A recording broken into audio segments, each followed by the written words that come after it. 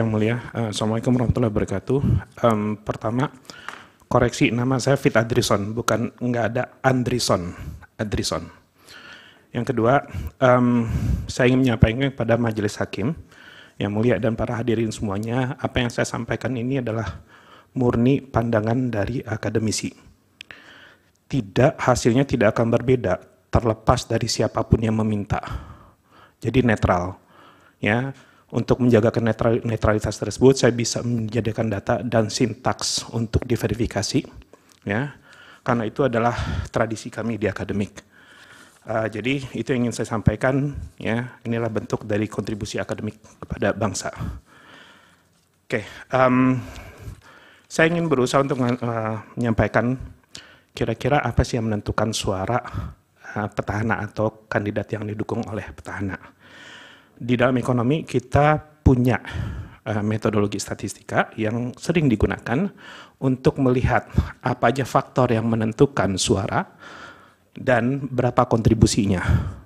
Itu adalah sesuatu yang sudah common digunakan di ekonomi maupun pendekatan yang lain. Jadi di sini saya berusaha untuk melihat dampak dari beberapa faktor ekonomi plus bansos terhadap suara. Next.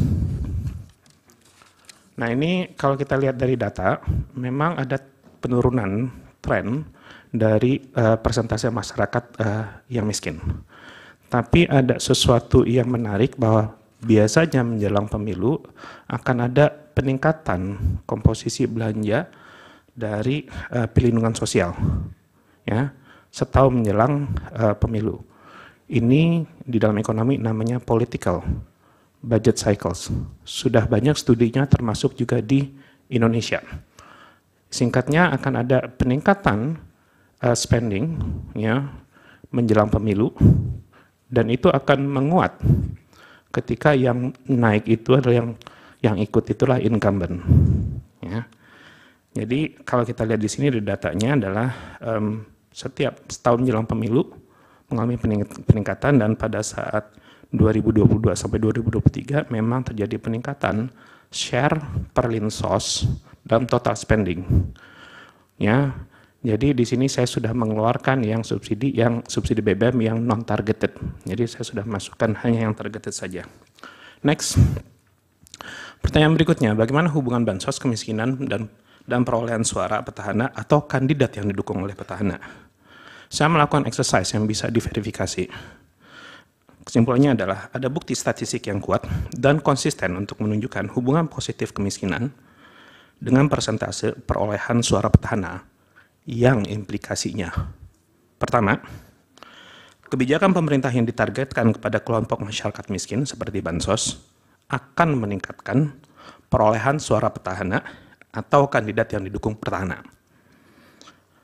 Sebagai ilustrasi, di tingkat provinsi yang kemiskinan sekitar 10%, maka akan ada peningkatan margin sebesar 6,2 sampai 9% margin antara pemenang dengan total seluruh kandidat. Jadi bukan yang pertama dengan yang kedua, tapi yang pertama dengan total kandidat. Nah, perlu diingat bahwa margin tersebut masih belum memperhitungkan dampak bansos ad hoc. Jadi murni masih bansos yang rutin. Beberapa bansos ad hoc itu ada BLT El Nino, BLT bantuan pangan beras, BLT mitigasi risiko pangan, dan beberapa halnya. Next. Saya menggunakan data hasil Pilpres dari 2004 sampai 2024 dan melihat apa yang menentukan perolehan suara. Ternyata kesimpulannya adalah, nanti kita bisa elaborasi di sini ya hasilnya. Kesimpulan besarnya adalah petahana atau kandidat yang didukung oleh petahana akan mendapatkan persentase suara yang lebih tinggi, ya, dan persentase suara pemenang lebih tinggi di daerah dengan kemiskinan yang lebih tinggi. Ya, kita bisa nanti bisa dieksplor hasil tabel ini karena kita punya keterbatasan waktu. Next.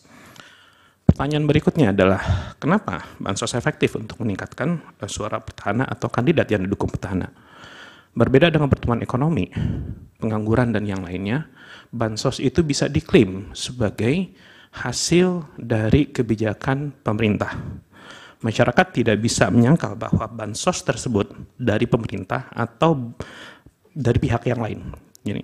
Jadi masyarakat tidak bisa menyangkal ya, bahwa bansos tersebut dari pemerintah, bukan atas kerja mereka atau pihak yang lain. Yang kedua, bansos ini memang menargetkan masyarakat miskin, alias kebijakan yang targeted. Ingat bahwa nilai itu akan berbeda, nilai uang itu, value-nya itu akan berbeda tergantung dari income seseorang. Bagi orang yang miskin, nilai 200.000 itu luar biasa dibandingkan dengan orang yang berpendapatan tinggi.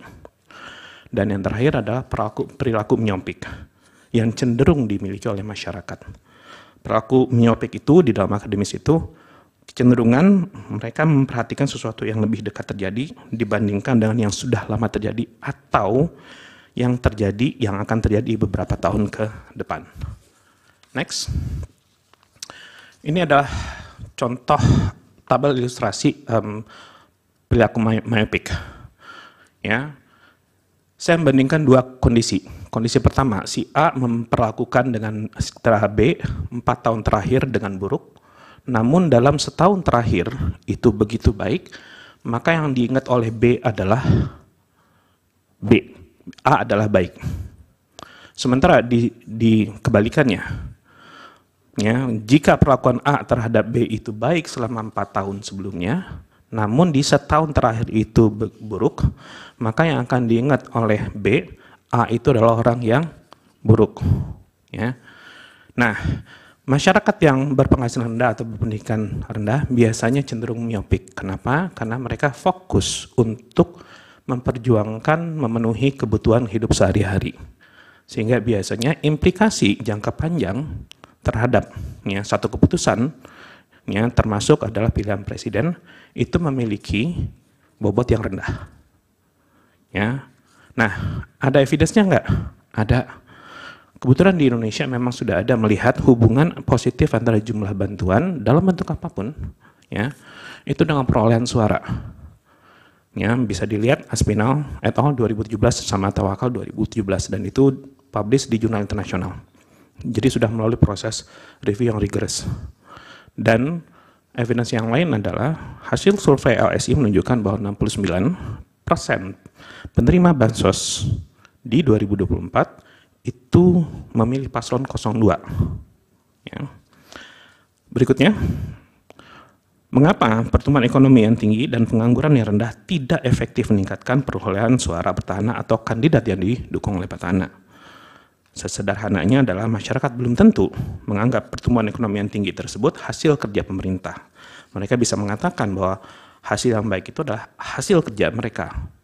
Karena memang tidak bisa 100% diklaim oleh pemerintah, berbeda dengan bansos. Bahasa sederhananya adalah perekonomian berjalan secara autopilot. Namun perlu diingat bahwa ketika kondisi ekonomi buruk, ya masyarakat akan berpandangan kondisi tersebut akibat pemerintah. Kenapa ada perbedaan pandangan tersebut dalam kondisi baik dan kondisi buruk? Ini berangkat dari aspek psikologis. Ya, reaksi orang itu lebih besar untuk sesuatu yang lebih buruk dibandingkan dengan yang baik. Di jurnal psikologi ada bad is stronger than goods, ya 2001. Kalau mungkin bagi teman-teman atau yang ya, bahasa umumnya adalah bad news is good news. Ya. Nah, next, kita juga melihat bahwa ada kunjungan dari Presiden Jokowi sejak 2023 Oktober sampai Februari 2024 ke 30 kabupaten kota yang memberikan 44 bantuan, ya, dan 50% dari daerah tersebut berada di Jawa Tengah dengan total bantuan sekitar 347 miliar. Nah, yang menariknya jika kita lihat di tabel yang sebelah kanan, justru jumlah kabupaten kota yang dikunjungi oleh paslon 02 itu cuma 9. Ya. Sekarang pertanyaannya adalah, apa efek dari kunjungan ini? Saya melakukan pengujian statistik lagi, ya. Ternyata memang ada kenaikan perolehan suara paslon 02 yang cukup besar jika dibandingkan dengan suara Prabowo pada Pilpres 2019 dengan rata-rata kenaikan 32%, minimum 6,3, maksimum 66. Next. Ini hasilnya, intinya adalah, kita baca yang sebelah kanan, tidak ada bukti bahwa perolehan suara Prabowo di 2019 berhubungan dengan perolehan suara di 2024. Ya. Kunjungan Jokowi efektif meningkatkan suara Prabowo pada 2024. Itu hasil dari kolom 1. Ya, kolom kedua, ada bukti statistik menunjukkan bahwa kunjungan Prabowo di 2024 menurunkan perolehan suara Ganjar. Kolom ketiga menunjukkan bahwa kunjungan Prabowo tidak berdampak pada perolehan suara Anies yang 2024. Dan yang terakhir, kunjungan Prabowo 2024 dan suara Jokowi itu semakin memperbesar kenaikan suara Prabowo. Nah, estimasinya ini sekitar ini tidak saya sampaikan, tidak saya masukkan, tapi sekitar kenaikan di 30 kota ini sekitar 6,1 juta tambahan, ya, tambahan suara. Nah, ada satu lagi mungkin, ya, lanjut. Nah ini saya berusaha untuk melihat kenaikan suara Prabowo antar pilpres. Kesimpulannya tidak ada hubungan antara suara Prabowo di tahun 2014 dan 2019. Ya. Terlihat secara statistik di sebelah kiri itu tidak ada bintangnya dan R-square-nya itu rendah, 0,09. Ada bukti statistik yang kuat, perolehan suara Jokowi 2019 berhubungan dengan penambahan suara Prabowo di 2024. Dan kita bisa menjelaskan, statistik ini bisa menjelaskan 76%. Ya. Ya, dan berdasarkan hitungan dari kolom 2, kenaikan suara Prabowo rata-rata adalah 14,6%. Next.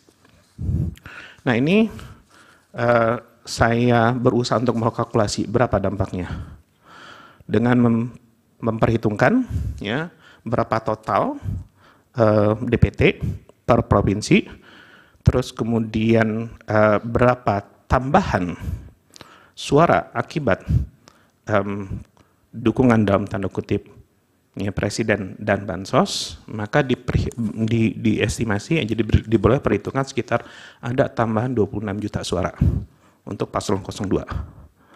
Jika kita lihat total perolehan paslon 02 itu 96, ya, jika kita keluarkan itu maka kira-kira, ya, perolehan suara dari paslon 02 adalah 42%, 42,38%. Dan saya melihat ternyata dekat dengan hasil survei Carta Politika awal Januari yang dilakukan sekitar 4-11 Januari. Jadi dekat. Terakhir, sebagai akademisi, izinkan saya untuk memberikan masukan untuk ke depan. Satu, bahwa hasil pemaparan ini bukan berarti bahwa pemerintah tidak boleh untuk menggunakan bansos. Justru pemerintah harus memberikan bansos sebagai bentuk tanggung jawab terhadap masyarakat yang membutuhkan. Namun karena dana bansos itu berasal dari pajak yang dibayarkan oleh masyarakat, ya, maka diperlukan peraturan yang bisa mengurangi potensi penyalahgunaan bansos untuk meningkatkan perolehan suara petahana atau kandidat yang didukung oleh petahana. Demikian. Assalamualaikum warahmatullahi wabarakatuh. Waalaikumsalam. Ada pendalaman dari kuasa hukum? Terima kasih. Tolong slide nomor 11. Ahli, ada bukti statistik ya, di nomor 2 itu, perolehan suara Joko Widodo 2019 berhubungan dengan penambahan suara Prabowo 2024. Gitu ya. Saya mempunyai peta yang lain. Peta yang lain itu di Jawa Tengah saya menggunakan 2 sampel. Sampelnya itu adalah di Gerobokan dan Blora. Di Gerobokan pada 2014 suaranya Pak Prabowo 26,41%. Suaranya 2019 suaranya 14,58%. Di 2024 suaranya 55,95%. Jadi ada penambahan 41,37%. Penambahan suara ya. Terus kemudian saya menggunakan yang kedua. Yang kedua itu adalah Gerobokan. Di Gerobokan 2014 angkanya 26,41%. 2019 merosot menjadi 14,58%, tapi kemudian meningkat di 2024 menjadi 55,95%. Jadi ada peningkatannya 41%, yang tadi 46%. Terus kemudian saya mempunyai peta yang lain. Peta yang lain itu adalah kunjungan Pak Jokowi di Jawa Tengah dalam peta yang saya pernah sampaikan di slide 43 majelis dalam presentasi permohonan. Itu Pak Jokowi tadi saudara mengatakan, coba lihat di slide nomor 9 ya. Nah, data saudara mengatakan Pak Jokowi mengunjungi 30 kabupaten kota. Ya, Pak Jokowi mengunjungi 30 kota dan 50%-nya adalah di 50%-nya adalah di Jawa Tengah. Catatan saya memang ada sekitar 13-14 kunjungan. Nah, pertanyaannya adalah gini. Kunjungan Pak Jokowi di Jawa Tengah dalam periode yang saudara sebutkan situ, ya, ada 50% lebih. Dan ada digelontorkan bansos. Dan dalam penggelontoran bansos itu kalau dilihat dan dikaitkan dengan suara Pak Prabowo, itu sebenarnya suara Pak Prabowo kan flat ya, bahkan menurun itu dibandingkan 2014 dan 2016. Pertanyaannya gini, apakah peningkatan kunjungan dan peningkatan jumlah bansos, ada data yang lain lagi. Data bansos Januari 2023, saudara ahli, itu hanya 3,38 triliun. Tapi di Januari 2024 itu 12,45 triliun. Jadi naik lebih dari 400%. Nah, pertanyaan jadi saya ulang lagi ya. Apakah kunjungan Pak Jokowi 50% lebih di daerah di Jawa Tengah, kucuran bansos yang saudara sebutkan tadi, kesimpulan yang tadi dikemukakan di poin 11, balik lagi ke poin 11, itu berkaitan dengan sumbangan Pak Jokowi yang melakukan kunjungan kerja ke berbagai daerah dan dikaitkan juga dengan bansos yang meningkat. Dan apakah itu juga di poin-poin awal, saudara menyatakan bahwa ini disebutkan di dalam poin-poin awal. Itu sudah jelas pertanyaan satu. Pada pertanyaan lagi enggak? Enggak, ini saya mau kaitkan dengan satu sudah lagi. Sudah jelas pertanyaan itu Pak Bambang. Bahwa ada pengaruh korelasi sudah tidak jelas, itu kan. Pak Ahli? Sudah jelas. Sudah jelas Pak, jadi saya berhenti di situ. Pak Repli? Ya. Ada dua pertanyaan ya. Barangkali kita yang tidak terbiasa lihat ekonometri ini agak surprise ada pengukuran seperti ini. Nah, pertanyaan saya adalah sesungguhnya metode ekonometri ini untuk mengukur seperti pemilu ini seberapa sering dan seberapa ilmiah menurut pengalaman saudara ahli, karena ahli mendapatkan PhD-nya di Amerika ya. Itu satu, untuk membuktikan ini proven atau tidak. Yang kedua adalah catatan saya, elektabilitas Prabowo itu Oktober sebelum pencalonan Gibran kira-kira 30-an, 34 begitu, karena banyak lembaga survei. Tapi kemudian ketika pemilu itu 58. Katakanlah misalnya 38, saya ambil yang agak tinggi sedikit, berarti jaraknya sudah 20%. Menurut hitungan ekonometri saudara ahli, ada nggak faktor lain yang bisa mengubah angka sedemikian rupa hanya dalam jangka waktu 4 bulan? Kalau tidak misalnya bansos, karena asumsi kami adalah bansos yang menyebabkan itu semua dan keberpihakan presiden. Itu, makasih. Termohon silakan. Terima kasih majelis, ada dua hal. Yang pertama, sepengetahuan dan sependengaran kami termohon terhadap apa yang disampaikan oleh saudara ahli tadi, menyatakan bahwa incumbent atau calon yang didukung incumbent itu kecenderungan perolehan suaranya adalah tinggi. Nah, sepanjang itu dianggap benar oleh ahli, saya ingin menyampaikan fakta begini. Pemilu 2014, faktanya incumbent adalah Pak SBY yang memimpin Partai Demokrat. Fakta kedua, Pak SBY tidak mendukung Pak Jokowi. Fakta ketiga, Pak Jokowi menang. Nah, secara teoritis, menurut teori... Bapak bertanya saja. Ya, nanti ini. Bapak kan punya instrumen ahli dan saksi sendiri. Pertanyaannya apa untuk itu? Kalau menggunakan teori falsifikasi Karl Popper, kalau ada sekumpulan angsa putih, tapi ditemukan satu angsa hitam, Karl Popper menyatakan tidak bisa kumpulan itu disebut sebagai kumpulan angsa putih. Maka mohon penjelasan terhadap fenomena ketika Jokowi menang 2014 tidak didukung oleh incumbent. Yang kedua, saya tidak tahu persis apakah ahli belajar tentang teori political behavior dan lebih spesifik voting behavior. Mungkin bisa dijelaskan sekiranya mempelajari itu tentang faktor fanatisme dan favoritisme terhadap orang yang namanya Prabowo. Karena sepanjang catatan sejarah, hanya orang yang namanya Prabowo maju dalam pencapresan itu 4 kali. 2009 sebagai cawapres, 2014 sebagai capres, 2009 sebagai capres, dan 2024 sebagai capres. Sekiranya bisa dijelaskan faktor favoritisme dan fanatisme rakyat atau pemilih kepada Prabowo. Terima kasih. Dari pihak terkait? Terima kasih Yang Mulia. Ada dua yang akan mengajukan pertanyaan, saya dan Saudara Rifai di belakang. Dua pertanyaan saya.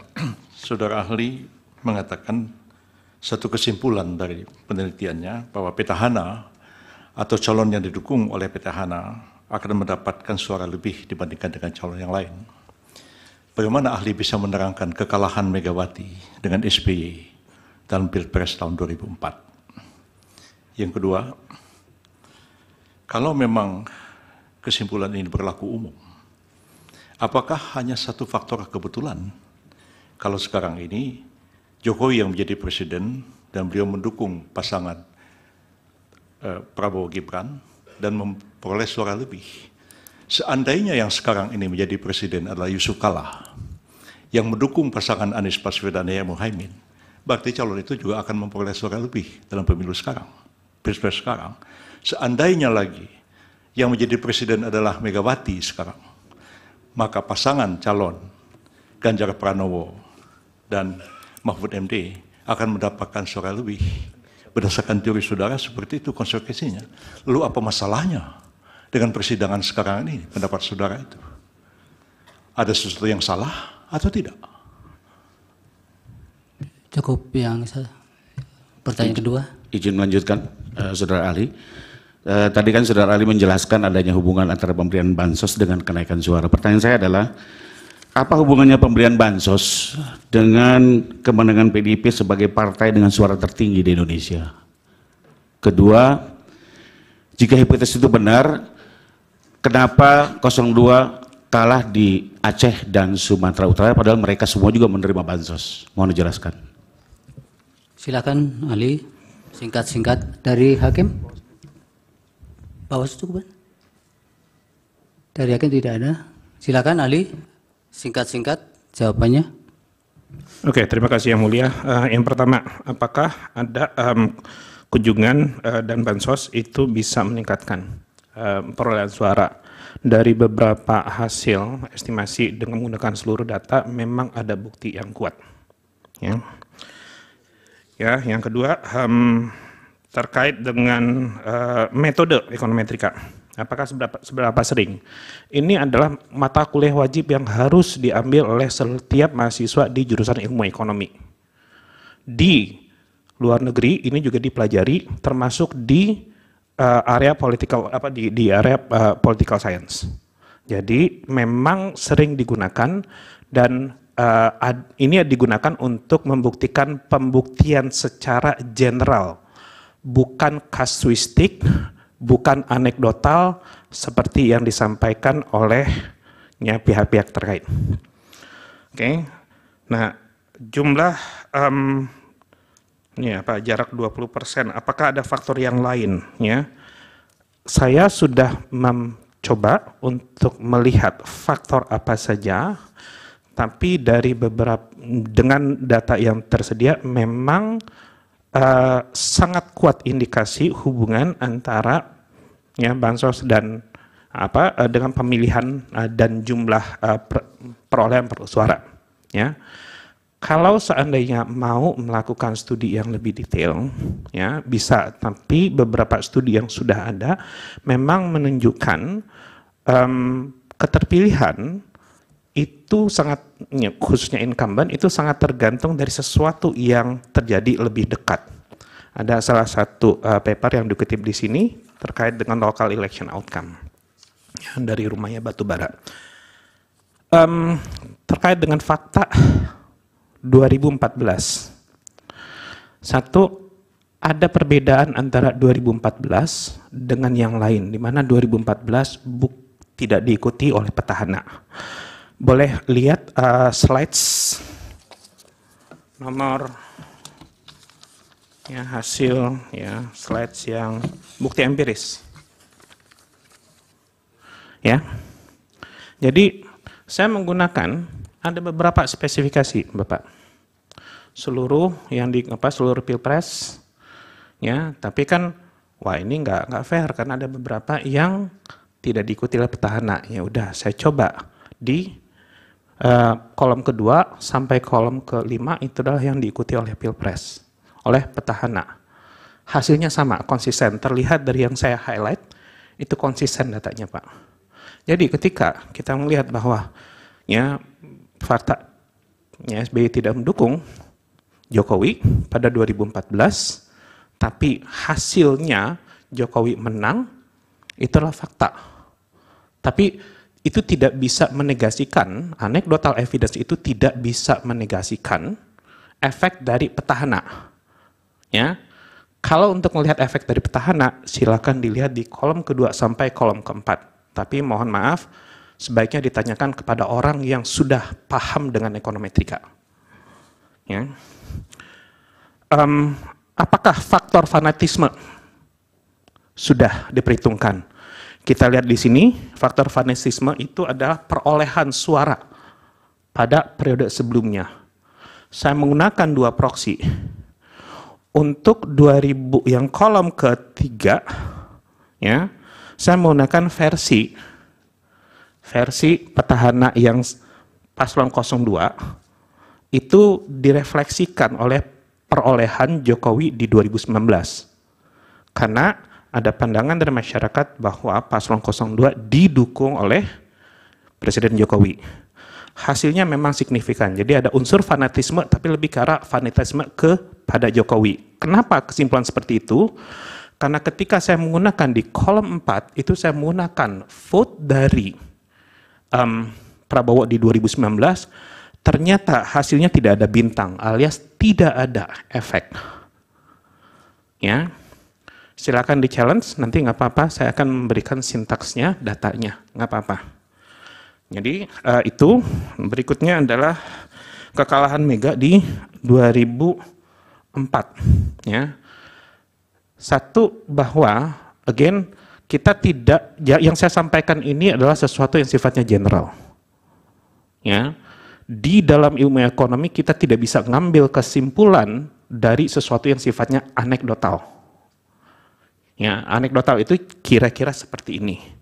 Ketika ada satu daerah yang tidak suka dengan presiden, maka kesimpulannya adalah orang seluruhnya tidak suka dengan presiden. Atau sebaliknya, ketika ada yang mendukung presiden, terus diambil kesimpulan, orang seluruhnya mendukung presiden. Nah, jadi untuk mengambil keputusan, di dalam ilmu ekonomi dan statistik, kita tidak berangkat dari anecdotal evidence. Ya. Bisa dipersingkat, ya. Ali. Waktunya sudah. Terus teori apa? Ya, teori apa? Sebetulnya teorinya kalau kita melihat banyak teorinya, ya, Bapak Ibu semua. Tapi akan saya kutip mungkin yang paling relevan di sini itu adalah political business cycle. Nordhaus tahun 75, 50 tahun yang lalu. Beliau adalah pemenang Nobel, ya. Dia menunjukkan bahwa memang akan ada siklus ekonomi, ya, yang mengikuti siklus politik. Studi akan berkembang menjadi dampak political budget cycles. Intinya adalah akan ada pola anggaran yang mengikuti pola siklus politik, dan biasanya akan ada peningkatan spending untuk yang sesuatu yang sifatnya discretionary setahun menjelang pemilu. Sebagai akademisi saya membuktikan, di Indonesia juga ada. Silakan baca, saya kutip, Political Business Budget Cycle in Local District Elections. 2013 di Economic Letters. Itu menunjukkan bahwa memang ya menjelang pilkada itu akan meningkat, ya pemilu juga itu seperti itu, terus kemudian dan itu memang efektif untuk meningkatkan tambahan suara dari petahana. Demikian yang mulia. Baik, ada sedikit dari Majelis Hakim. Silakan, Prof. Jawaban saya belum dijawab. Pertanyaan saya belum dijawab. Sudah, Pak. Belum dijawab. Sudah. Sudah, Prof. Jadi ya nanti kami yang menilai. Tadi sudah dikaitkan dengan. Silakan. Ya, ahli, saya tertarik ini sama dengan tadi Pak Refli juga tertarik. Ini saya orang hukum tapi tertarik dengan penjelasan Pak Adrison ini. Begini Pak Adrison kebetulan pendidikannya kan di Amerika kan. Betul. Ya, itu saya menariknya di situ. Begini, apakah betul ya, yang genuine itu suara pemilihan itu sebetulnya hasilnya yang ada di luar negeri, khususnya di Amerika dan di Eropa. Karena apa? Tidak ada bansos, tidak ada kemiskinan, relatif lebih kaya, lebih terjamin daripada mereka, juga tingkat pendidikannya lebih baik daripada yang ada di daerah-daerah miskin. Gimana kalau menjawab itu? Terima kasih. Terima kasih yang mulia. Langsung saya jawab, iya. Ya, kenapa? Kalau kita melihat studi yang dilakukan di cross countries, memang menunjukkan bahwa satu, political budget cycles ini terjadi baik di negara maju ataupun negara berkembang. Tapi magnitude-nya jauh lebih besar di negara berkembang atau baru melaksanakan demokrasi. Kenapa? Karena efektif. Jadi, ya, kenapa efektif? Karena biasanya di negara maju, negara berkembang, ya, atau yang baru berdemokrasi, income-nya itu lebih rendah, pendidikannya lebih rendah. Ketika negara maju, mereka income-nya sudah tinggi, ya, pendidikannya sudah tinggi, mereka punya kemampuan untuk melihat implikasi dari pilihan yang mereka buat ketika pemilu. Demikian yang mulia. Baik. Saya lanjutkan sedikit yang mulia. Dalam hal pemilu 2024, Pilpres 2024 sekarang, kita bicara orang Indonesia. Orang Indonesia yang ada di luar negeri, Amerika dan Eropa, dengan orang Indonesia yang ada di dalam negeri, khususnya data-data yang daerah-daerah miskin, itu kan berbeda hasilnya.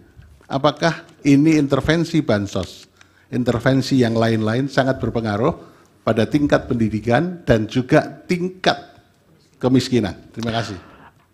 Dalam analisis saya, luar negeri tidak dimasukkan. Kenapa? Untuk memasukkan data tersebut, kita harus punya explanatory variable, variabel penjelasnya, yaitu pertumbuhan ekonomi, ya, kemiskinan, sama pengangguran.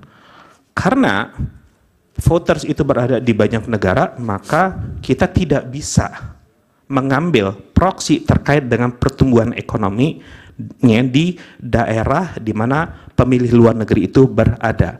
Jadi, itu yang mengakibatkan bahwa di luar negeri hasilnya itu datanya itu dikeluarkan, tapi itu tidak akan merubah hasil, ya. Hasil tersebut sudah konsisten, yang mulia.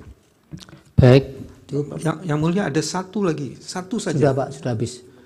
Tadi seluruh pertanyaan tadi belum mengaitkan calon wakil presiden adalah anak dari petahana. Itu belum ada penjelasannya. Memang tadi. tidak pernah disebutkan kan oleh para penanya juga oleh yang bersangkutan ahli. Tapi penting itu dijawab. Sudah tidak ada.